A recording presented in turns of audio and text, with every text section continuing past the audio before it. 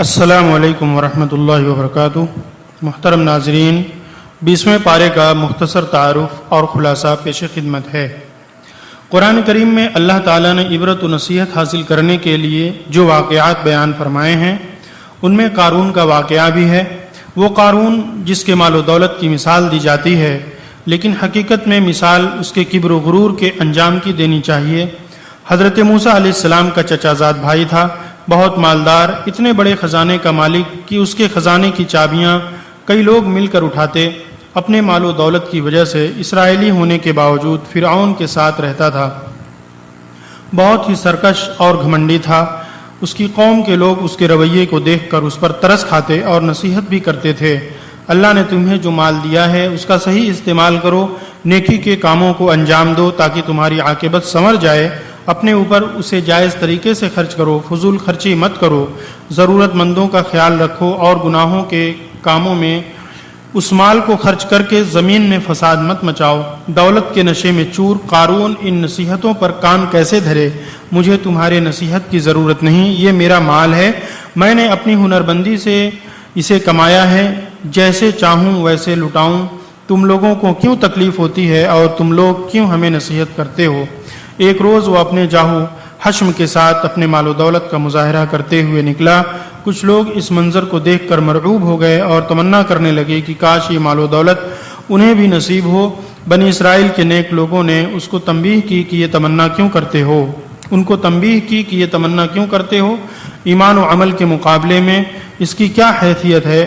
پھر اللہ تعالیٰ نے اس سرکش کا انجام دکھلا دیا۔ اپنے گھر سمیت وہ زمین میں زندہ دھسا دیا گیا۔ اللہ کے رسول صلی اللہ علیہ وسلم نے فرمایا، ایک شخص تکبر کے ساتھ اپنے کپڑے گھسیٹتے ہوئے نکلا، اللہ نے اسے زمین میں دھسا دیا اور وہ قیامت تک دھستا ہی رہے گا۔ صحیح بخاری کی روایت ہے۔ بعض شارحین حدیث کہتے ہیں کہ اس سے قارون مراد ہے۔ تکبر کا انجام کبھی بھی اچھا نہیں ہوتا، اس کی ہلاکت خیزی دنیا میں بھی دیکھی جاتی ہے۔ اس پارے میں قارون کا واقعہ بیان کیا گیا ہے۔ 20واں پارہ امن خلق کے نام سے جانا جاتا ہے، اس لیے کہ اسی سے اس کا آغاز ہوتا ہے۔ اس پارے میں 166 آیتیں ہیں، 34 سورہ نمل کی، 88 سورہ قصص کی اور 44 سورہ عنکبوت کی اور 16 رکوع ہیں۔ سورہ قصص مکی سورہ ہے، ترتیب میں 28 نمبر پر ہے، سورہ نمل کے بعد نازل ہوئی، حروف مقطعات سے شروع ہوتی ہے۔ اس کا نام اس کی ایک آیت کریمہ 25 نمبر سے لیا گیا ہے جس میں یہ لفظ آیا ہے، اور یہ بھی کہا گیا ہے کہ اس سورہ میں حضرت موسیٰ، فرعون، قارون وغیرہ کے واقعات ذکر کیے گئے ہیں، اس لیے اسے قصص یعنی واقعات والی سورہ کہا جاتا ہے۔ سورہ عنکبوت بھی مکی ہے، مصحف کی ترتیب میں 29 نمبر پر ہے، سورہ قصص کے بعد نازل ہوئی۔ حروف مقطعات سے یہ سورہ شروع ہوتی ہے اور اس کا نام بھی اس کی ایک آیت یعنی آیت نمبر 41 سے لیا گیا ہے، جس میں اللہ نے عنکبوت یعنی مکڑی کی مثال بیان فرمائی ہے۔ پارے کے آغاز میں اللہ نے اپنی ربوبیت کے دلائل ذکر کر کے مشرکین سے سوال کیا کہ بتاؤ کیا اس کے سوا کوئی اور عبادت کا حق رکھتا ہے؟ آسمان و زمین کی تخلیق، بارش نازل کرنا اور اس سے پودے اگانا، زمین کو ثابت بنا کر اس کے درمیان نہریں جاری کرنا اور اس میں پہاڑ گاڑنا، دو سمندروں کے درمیان آڑ بنانا، پریشان حال کی پکار سن کر اس کی تکلیف دور کرنا، زمین میں انسانوں کو باری باری آباد کرنا، خشکی اور تری کی تاریکیوں میں بھی راستہ دکھلانا، بارش سے پہلے ہوائیں چلانا، مخلوق کو پہلی دفعہ پیدا کرنا پھر اسے دوبارہ زندہ کرنا، آسمان و زمین سے روزی دینا، کیا اللہ کے سوا کوئی اور ان کاموں کو انجام دیتا ہے؟ اگر دیتا ہو تو دلیل سے ثابت کرو۔ قیامت کے بارے میں مشرکین کا شبہ ذکر کر کے ان سے کہا گیا کہ زمین کی سیر کر کے منکرین کا انجام دیکھ لو۔ یہ قرآن ان باتوں کی وضاحت کرتا ہے جن میں اہل کتاب کا اختلاف ہے اور یہ مومنوں کے لیے ہدایت اور رحمت بھی ہے۔ اللہ نے اپنے رسول کو حکم دیا کہ اللہ پر ہی بھروسہ کریں، یقیناً آپ صحیح راستے پر ہیں، اور یہ مشرکین جو مردے کی طرح یا بہروں کی طرح ہیں، آپ ان کو اپنی باتیں نہیں سنا سکتے اور نہ آپ کسی اندھے کو راہ راست دکھلا سکتے ہیں، آپ ایمان والوں کو ہی اپنی باتیں سنا سکتے ہیں۔ قیامت کے قریب بطور نشانی زمین سے ایک جانور نکلے گا جو لوگوں سے باتیں کرے گا، اور جس دن سور پھونکا جائے گا تو اہل ایمان کے سوا سارے لوگ گھبرا جائیں گے اور مضبوط پہاڑ بادل کی طرح ٹکڑے ٹکڑے ہو کر اڑنے لگیں گے۔ اے نبی صلی اللہ علیہ وسلم، آپ فرما دیں کہ مجھے اس گھر کے رب کی عبادت و اطاعت اور قرآن کریم کی تلاوت کا حکم دیا گیا ہے نیز آپ یہ بھی کہہ دیں کہ تمام تعریف اللہ کے لیے ہے جو عنقریب تمہیں اپنی نشانیاں دکھلائے گا جن کو دیکھ کر تم حق کو پہچان لوگے، اور اللہ تمہارے اعمال سے غافل نہیں ہے۔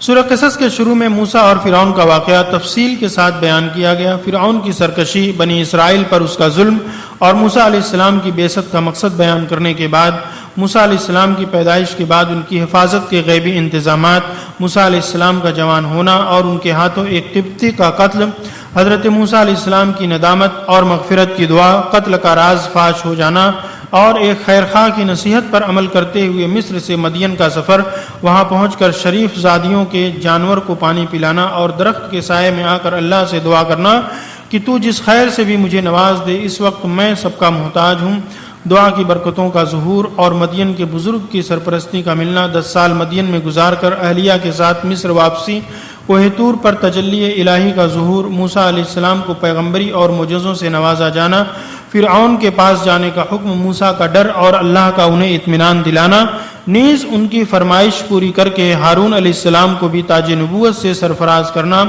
موسیٰ علیہ السلام کا فرعون کے دربار میں آ کر اسے معجزات دکھلانا، فرعون کا اسے جادو قرار دینا اور حامان سے کہنا کہ ایک محل تعمیر کرو، ذرا چڑھ کر موسیٰ کے معبود کو تلاش کروں۔ اس کے بعد فرعون کا انجام بیان کیا گیا۔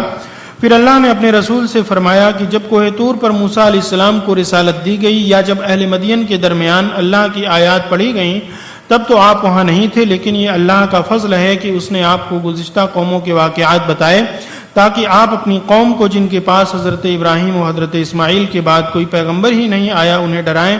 آگے کی آیات میں مشرکین مکہ کا رویہ بیان کر کے اللہ نے رسول کو تسلی دی کہ ہدایت اللہ کی توفیق سے ملتی ہے، آپ جسے چاہیں خواہ وہ آپ کے چچا ہی کیوں نہ ہوں ہدایت نہیں دے سکتے۔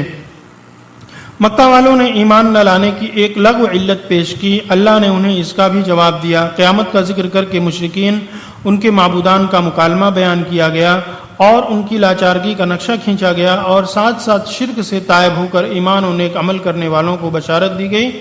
اللہ ہی قادر مطلق ہے، جو چاہتا ہے پیدا کرتا اور جسے چاہتا ہے چن لیتا ہے، اور سارے راز و نیاز کو جانتا ہے۔ وہ معبود برحق ہے، اس کے سوا کوئی معبود نہیں، دنیا و آخرت میں اسی کی تعریف ہے، اسی کی فرما روائی ہے اور اسی کی طرف تم لوٹائے جاؤ گے۔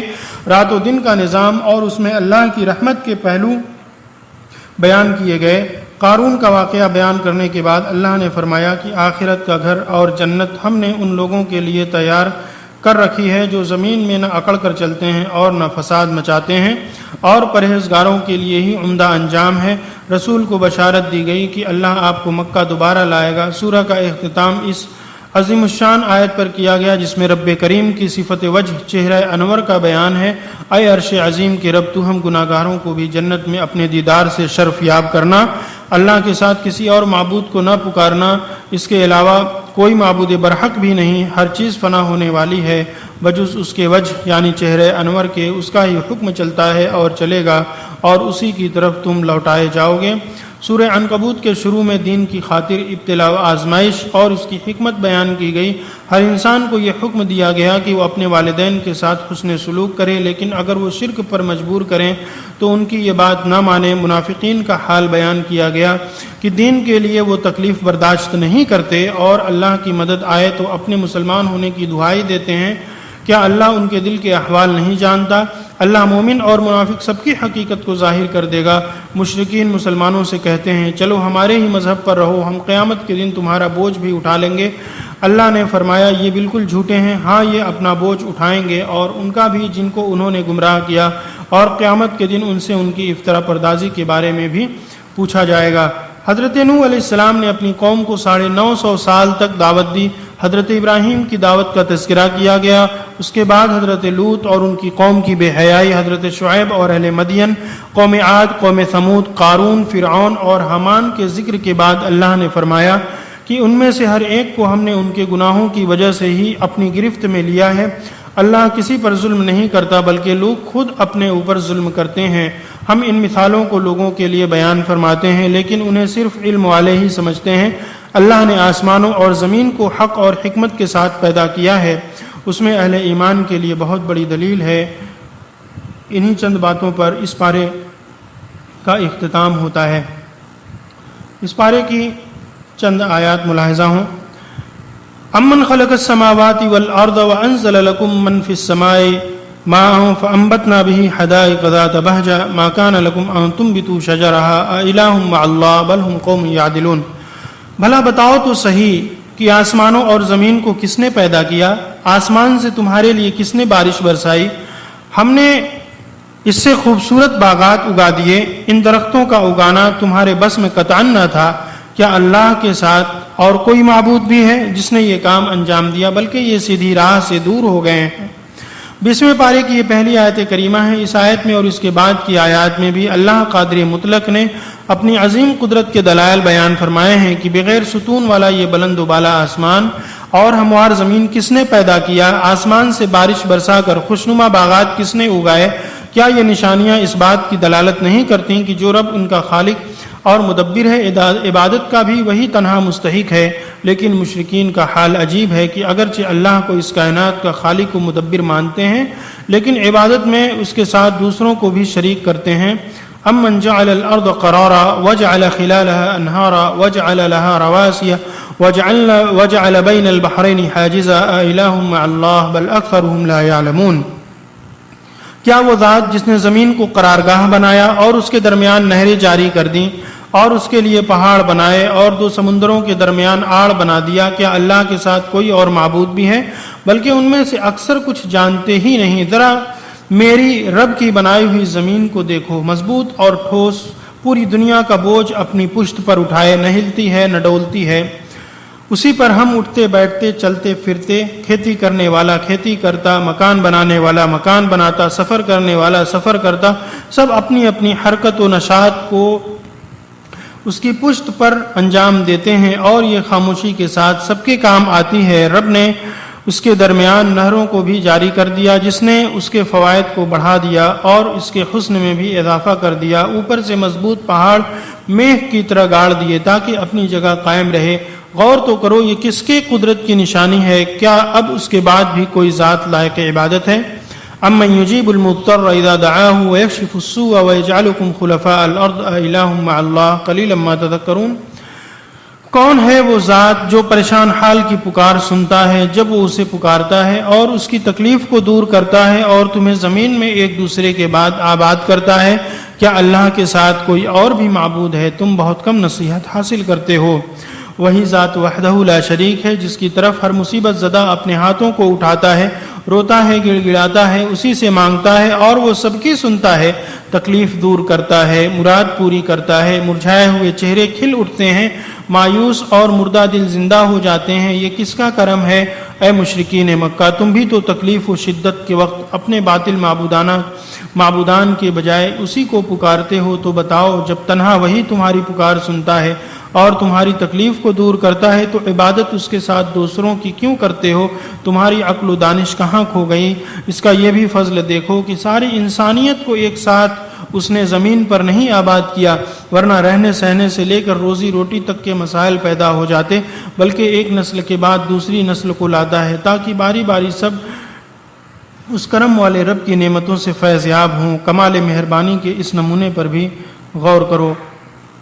الغرض یہ کہ اس 20ویں پارے میں 3 حصے ہیں۔ پہلا حصہ سورہ نمل کا ہے جو کہ بقیہ حصہ ہے، دوسرا حصہ سورہ قصص کا مکمل ہے اور تیسرا حصہ سورہ عنکبوت کا ابتدائی حصہ ہے۔ پہلا حصہ سورہ نمل کے بقیہ حصے میں 2 باتیں یہ ہیں۔ نمبر 1 توحید کے 5 دلائل۔ پہلی دلیل آسمان، زمین، بارش اور کھیتیوں کا خالق وہی ہے۔ دوسری دلیل زمین، نہریں، پہاڑ اور سمندروں کا نظام وہی چلاتا ہے۔ تیسری دلیل مجبور، بے بس اور بیمار کی پکار اس کے علاوہ کوئی نہیں سنتا۔ چوتھی دلیل بحری اور بری تاریکیوں میں راستہ وہی دکھاتا ہے، اسی نے ہواؤں کا نظام چلایا۔ پانچویں دلیل پہلی بار بھی اسی نے پیدا کیا، دوبارہ بھی وہی پیدا کرے گا، رازق بھی وہی ہے۔ دوسری بات نمبر 2 قیامت ہے، سور پھونکا جانا، پہاڑوں کا بادلوں کی طرح ہواؤں میں اڑنا، روز قیامت سب کا جمع ہونا، نیک لوگوں کو ان کی اچھائیوں کا انعام اور برے لوگوں کو ان کے کیے کی سزا ملنا۔ نمبر 2 یعنی دوسرا حصہ سورہ قصص میں 2 باتیں یہ ہیں۔ نمبر 1 حضرت موسیٰ علیہ السلام اور فرعون کا تفصیلی قصہ۔ نمبر 2 حضرت موسیٰ علیہ السلام اور قارون کا قصہ۔